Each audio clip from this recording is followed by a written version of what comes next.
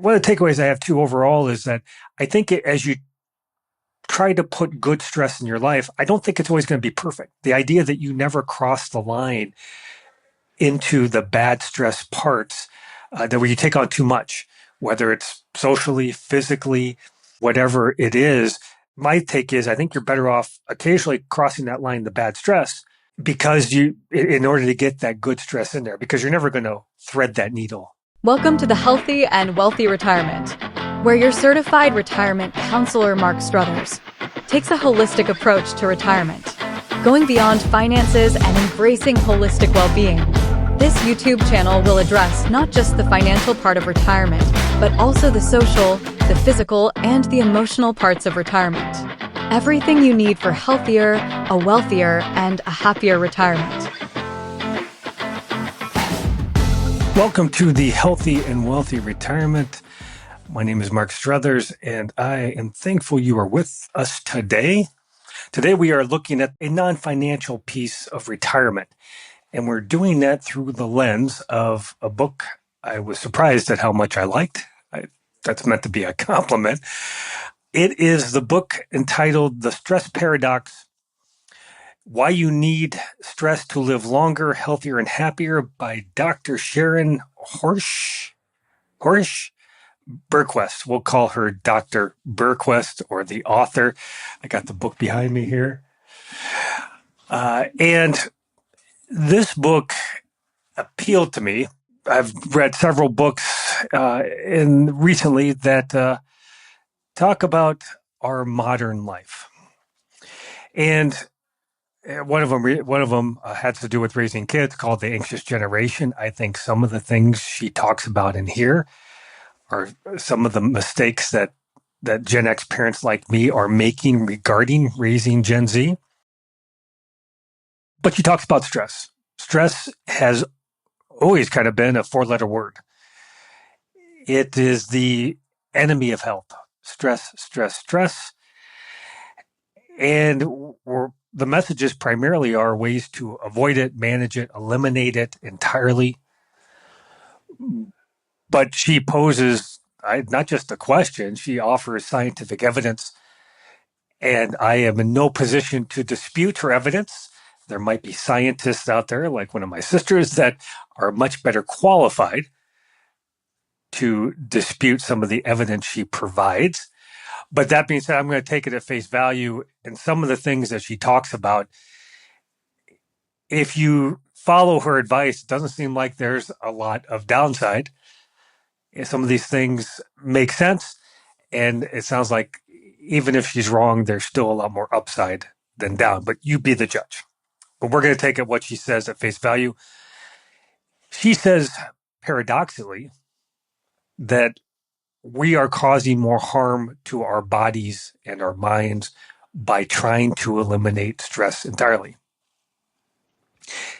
That the right kind of stress, good stress, is not just good for you, but it is absolutely essential for a longer, a healthier, and a happier life. And as a result, a healthier and wealthier retirement, which is why this book appealed to me.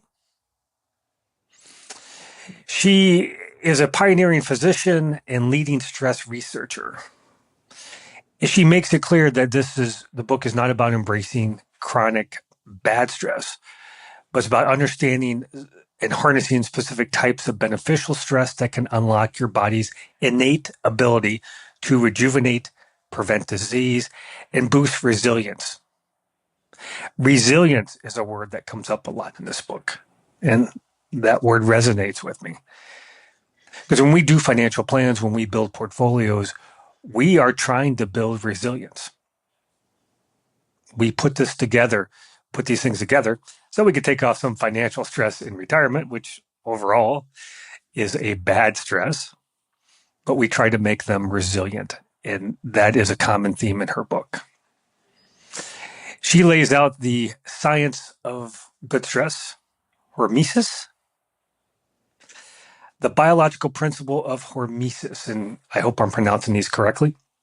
Again, my first major was aviation, and I am very well educated in finance. As you can see, by the plaques behind me.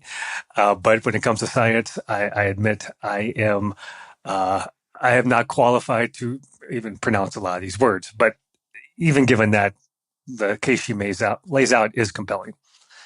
So this phenomenon reveals that small manageable doses, key phrase manageable doses of stress, actually stimulates the body's repair mechanisms. Just as muscles grow stronger after a challenge of a workout, our cells and systems can become more robust when exposed to the right type of controlled challenges. And the baseline keeps getting higher and higher. So according to her, there is a compounding effect. So the sooner you start, the better, but it's also clear. And she gives some examples of clients that she works with where it's never too late. That especially as you're nearing retirement, I think taking some of her advice, at least looking at it, could be valuable. Good stress triggers an internal housekeeping process that rejuvenates the cells, protects DNA, enhances overall vitality, and helps counter the process that leads to disease and aging. Following some of what she says, I will say in this book, she gives you not just the science behind it, but she'll give you protocols, steps you can follow, checklists. The book is almost kind of two books, so you could get a lot out of just the first 100 pages. Don't be intimidated by the 300 plus pages, because if you just want to get the meat of it, probably the first 100 or so pages. And then if you're looking for more as far as actionable things, that last 100, 150 pages is there for you. According to her, and I hope I'm paraphrasing this correctly, but if you have the right kind of stress in your life, you can live longer and die quicker. And I think that's what we all strive for. The idea that we're living longer, but we're, in essence, kind of suffering more, dying slower, should not be the ideal. The core of what she's addressing it's a modern first world problem, really, is too much comfort. I mentioned the book Anxious Generation. I think as our standard of living has evolved, we have strived for comfort. And it's a bit of a tangent when I think about the book The Anxious Generation. Gen X parents, in an attempt to make the lives of our kids more comfortable than what we had, we cause more harm than good because our kids aren't being challenged. So she takes this kind of a step further to where she offers scientific evidence that at a base level, we have to have stress, good stress. That as we have modern society, we have deprived our bodies of what they're genetically programmed to need. This evolutionary mismatch can actually leave us more vulnerable to chronic diseases and diminish our mental and physical resilience. Reading this book reminded me of a lot of things. Some other books, I've already mentioned one that I've read, also reminded me of the movie WALL-E.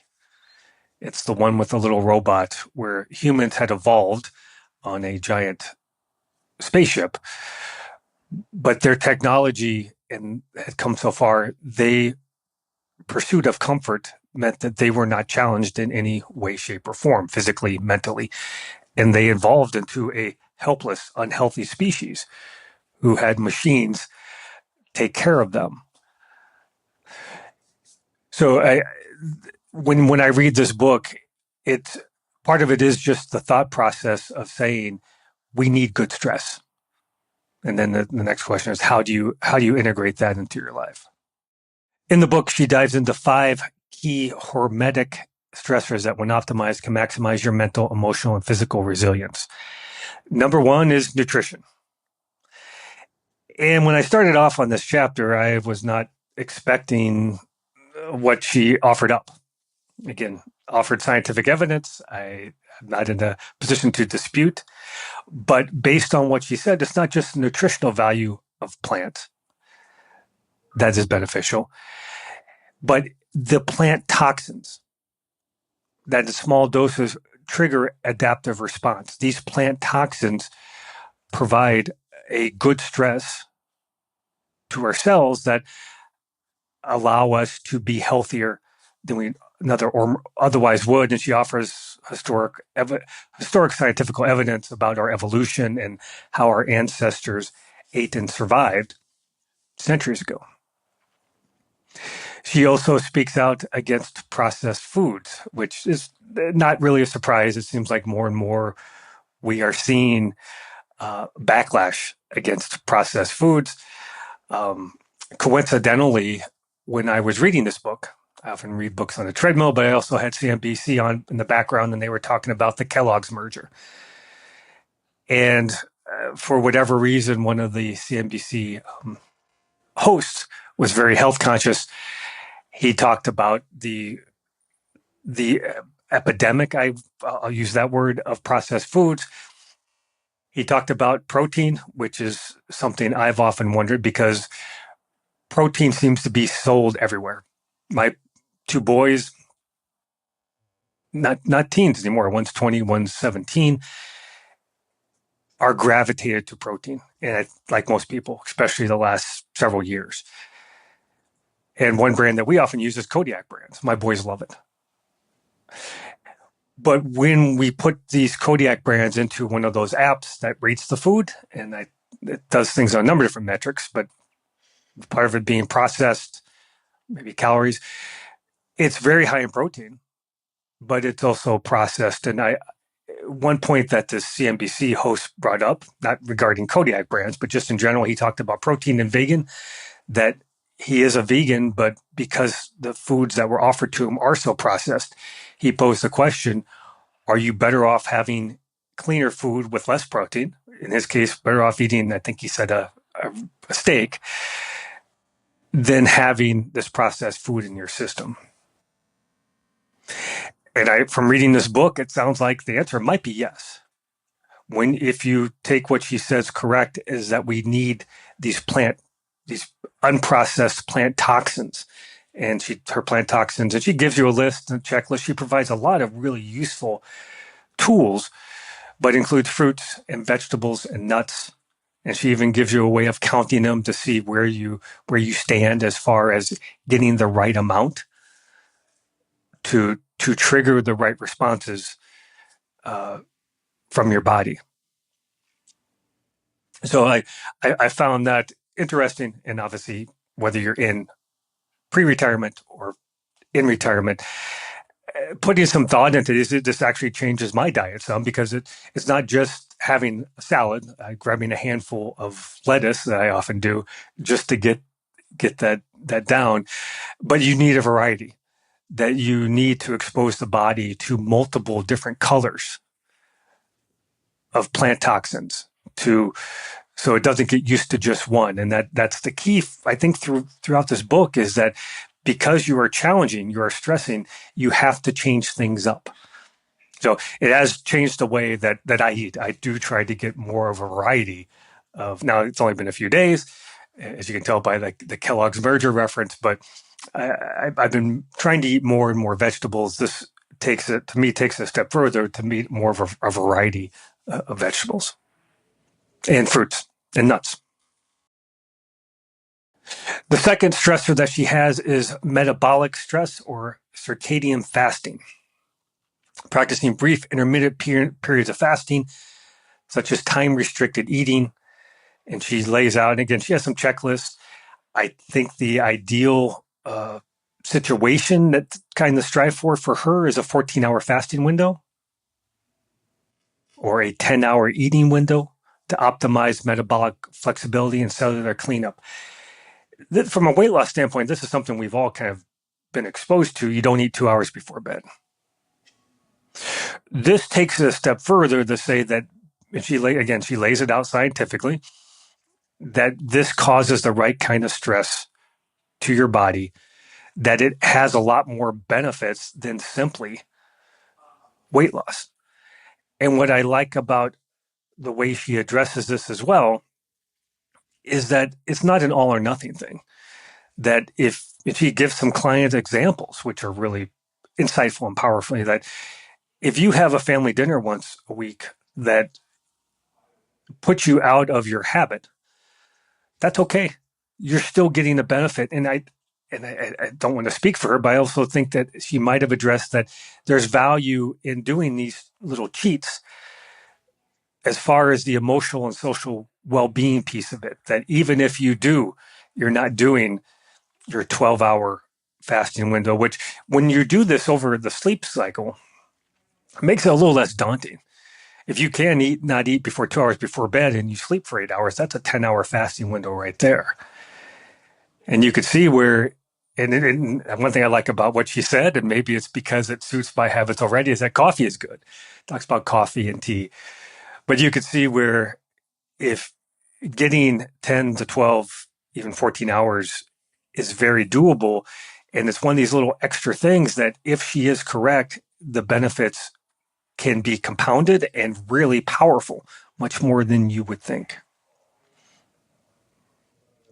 She also addresses the keto diet, and I'm not going to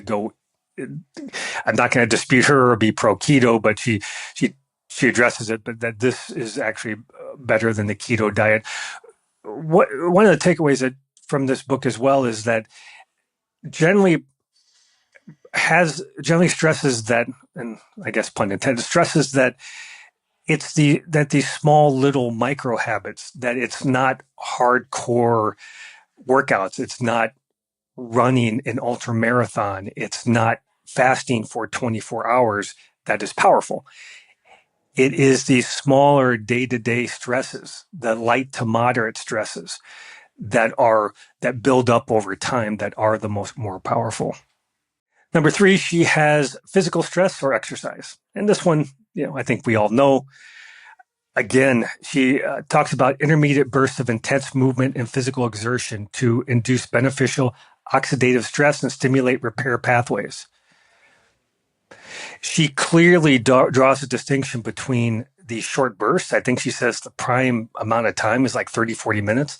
As you know, our offices are out of lifetime work, the co-working space.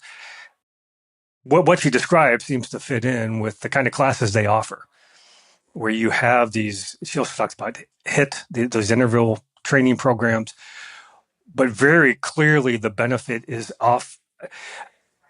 for the light to moderate, more frequent exercising than putting in, 100-mile run. And I'm not going to diminish it. I am curious as to what she thinks about some of the more intense workouts that you see out there. From my own personal standpoint, as years ago, I used to be a frequent, not super fast, but used to do 1 or 2 marathons a year. My oldest is getting back into them. He's doing his first marathon's the Twin Cities Marathon. He wants me to do it with him, and I'm concerned about injury. Because I'm still nursing injuries, I don't have the endurance. I'm concerned about being able to complete that marathon safely. And when I read this book, I even wonder if the physical and even mental stress on me for something like that is too great. Now, I suspect that if I was to ask her, she would say that if it's a one-time stress, that's certainly, in this case too, the benefit of me doing something with my son outweighs that. So I haven't decided what I'm going to do, but I will say when I think about trying to integrate good and bad stress, that physically and mentally, that's something that does occur to me. At what point does the stress of the exercise stress become too much where it does more harm than good? And that's something I wasn't entirely gleaning from the book. But the bottom line is, and I think this is something that very few would argue, that if you have exercise is critical to keep your body healthy, um, both in and out of retirement. Number 4, and this one might come as a surprise to some people, probably not any more than plant toxins, is thermal stress, meaning heat and cold. Strategic exposure to varying temperatures like cold plunges and saunas, hot tubs, to activate heat shock proteins and brown adipose tissue, I think brown fat, I'll use the word fat, improving metabolic health. And for me too, this goes. I think the anxious generation talked about this. Our kids are not exposed to nature like they're used to. So just being out in the wind with the sounds and the tactile touching the earth and the plants and trees around us. But also, I think because they're constantly in air conditioned rooms, I think this kind of plays into that we need to have that exposure. She seemed to focus more on cold than heat. And also, you don't have to have a cold plunge. Here at Lifetime, we're fortunate enough we have a sauna, a steam room, a hot tub, but also just taking a cold shower.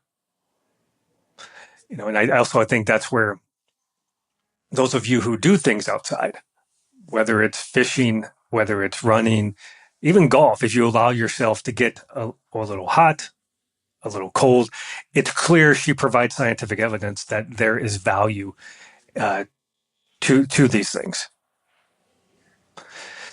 I'll before I move on to number 5, I will say within moderation. It's clear that these are not, when she talks about cold plunges, she doesn't expect you to be in there for 20 minutes, but she even lays out times. Again, she has a checklist, 1 to 3 minutes. When the cold plunge craze kind of happened, we'll call it a year ago, and you still see it around some. I once pushed myself to where I think I even set personal records, like half an hour or something. But even then, it did occur to me, but that kind of stress was too much. That if you're pushing yourself so hard that you're getting hypothermia, does that truly offer some benefit to you? Now maybe you have a pride stuff. At what point does physically and mentally do you become more? Does it break you down more than it improves you?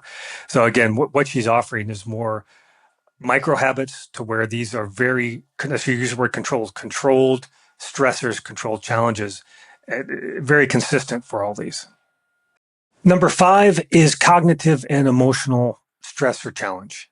Engaging in psychological stress, when framed positively and experienced in manageable doses, can enhance neuroplasticity, emotional resilience. There's that word again, and cognitive performance. And I think this is something we've known more and more, that we need to be challenged to some degree in order to be healthy. It's hardwired in us. She also talks about the chemical reactions of doing acts of kindness. So charity type work seems to offer a greater benefit than maybe we realized. And she also draws a distinction between chronic emotional stress, like severe financial hardship, caregiver stress, which I thought it was interesting. She had that for those Gen X parents who have experienced that, especially when you're a sandwich generation type person. That is generally not considered good stress. Contentious relationships, childhood trauma is far different than the good emotional stress. I think having this framework can help us better manage all parts of our life, but even the social parts.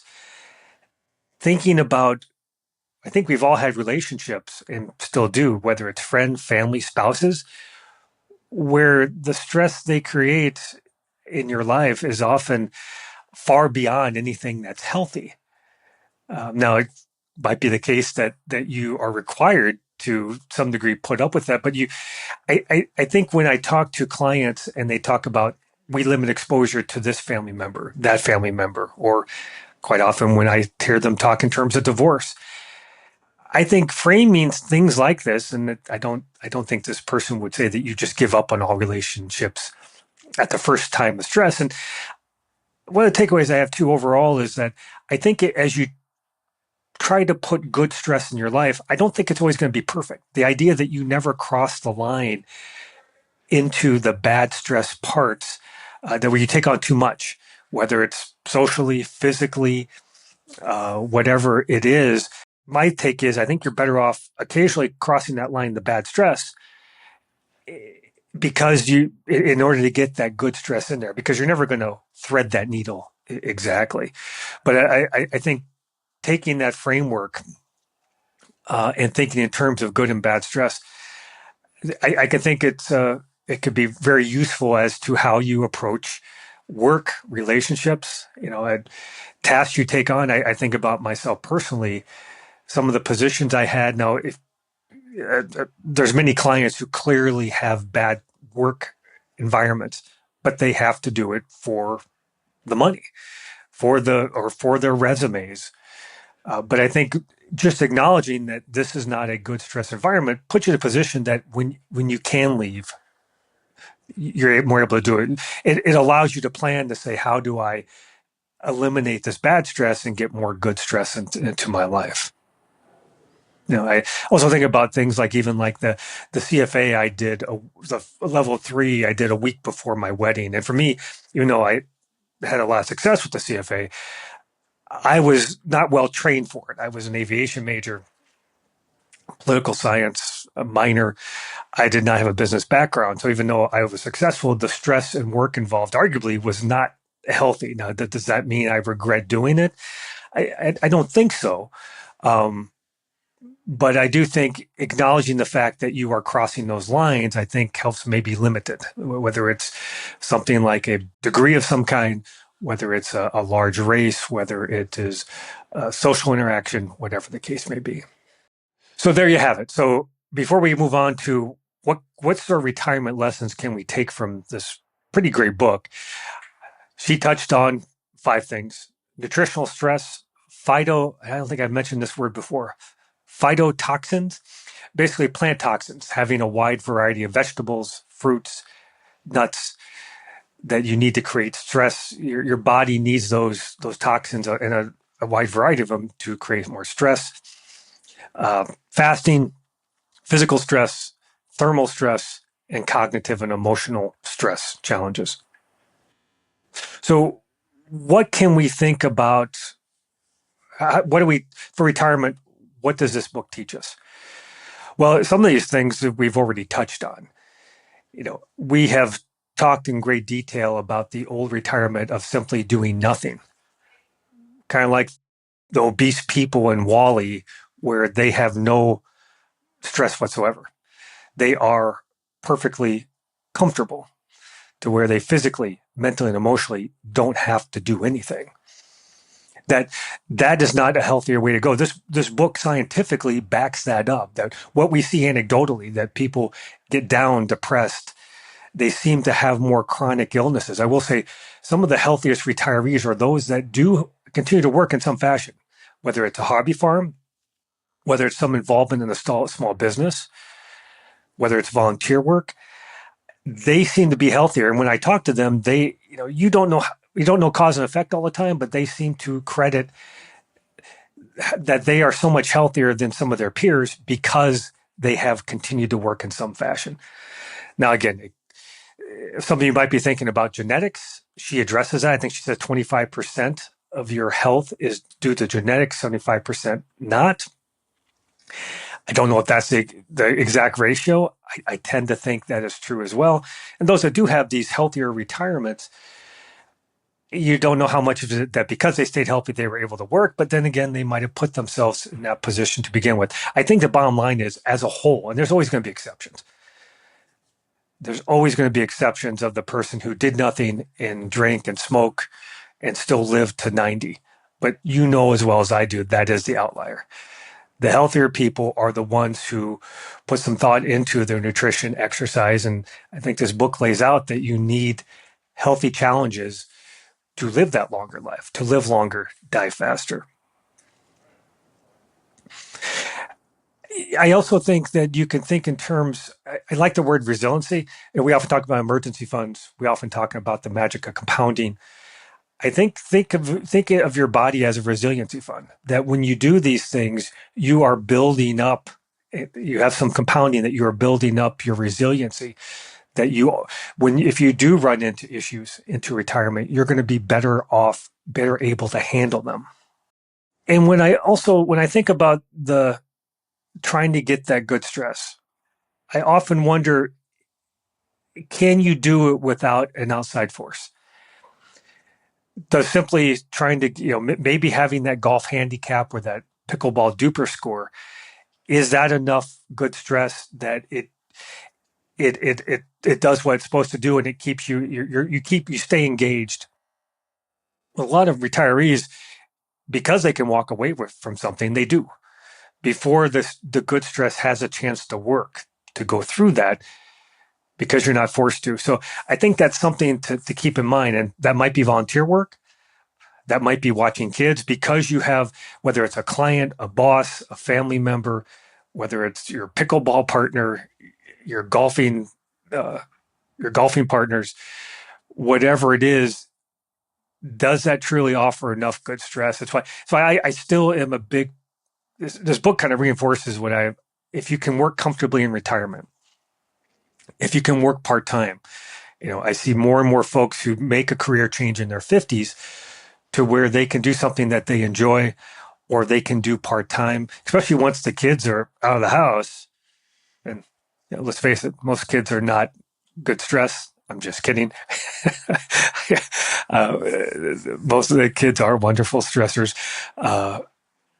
That if you're working 30 hours a week, if you're able to earn money, especially financially from the financial side, keep pace with inflation, that might be a source of good stress. I think the most important thing is put some thought into it well before retirement. Ideally, once you get to age 50, assuming you're not going to retire at 52, is to say, how do I keep myself engaged? Are my hobbies enough to do it? Is picking up the guitar again? Is astronomy? Whatever hobby you have, is that enough to provide the kind of stresses I need, whether physical, emotional, whatever the case may be? When I read this book, I'm always kind of drawn to investing or financial plan analogies. So just as we're as a society, we constantly are striving for comfort. Sometimes from an investment standpoint, we do strive for that safety, and this might be a little bit of a stretch for an analogy, but I think when we think about stress as having that risk stress in your portfolio is critical to get that inflation adjusted return to meet your goals. So I know that's a bit of a tangent, but I think when you can make these connections, that to say a certain amount of stress is good, a certain amount of risk in your portfolio is good. I think when you're able to make those connections, I think it makes it easier. It makes it easier to take on the good stress. It makes it easier to take on risk in your portfolio. So as we wrap things up, I think we almost, instead of demonizing the word stress, I think we need to almost demonize the word comfort. Comfort is a Trojan horse. One, as a society, we are welcoming in, but it's about to sack our well-being city of Troy, our well-being fortress. Because we think comfort is a good thing, it makes it all the more dangerous. We need to embrace the discomfort. It's the only way to beat back Brad Pitt and the evil Greeks. So Dr. Bergquist offers a great roadmap to cultivate a deeper form of well-being, a life that is not only potentially longer lived, but also more energized and focused, and again, resilient in the face of life's everyday challenges. But just like with financial planning and investing, it's something you have to be intentional, you have to be purposeful about. And one thing great about this book is she doesn't just tell you what you need to do. She gives you the checklist, the tools, even recipes. There are smoothie recipes at the back of this book, oatmeal recipes, that can get you some of those plant toxins that she talks about. Because if you are a little more intentional, a little more purposeful, if you embrace good stress as being part of a healthier, a wealthier, and a happier life and retirement, you're going to be better off. Don't forget to hit subscribe. Thanks for tuning in. If you enjoyed this episode, make sure to hit subscribe, leave a review, and share with your friends. Share the love. Make sure they have a healthier, a wealthier, and a happier retirement as well. Also, don't forget to subscribe to our newsletter for free resources, and check out our website and social media pages for exclusive content and updates. See you next time. Sona Financial, LLC, DBA Sona Wealth and Sona Wealth Advisors, is a registered investment advisor with the state of Minnesota. All views, expressions, and opinions included in this communication are subject to change. This communication is not intended as an offer or solicitation to buy, hold, or sell any financial instrument or investment advisory services. Any information provided has been obtained from sources considered reliable, but we do not guarantee the accuracy or completeness of any description of securities, markets, or developments mentioned.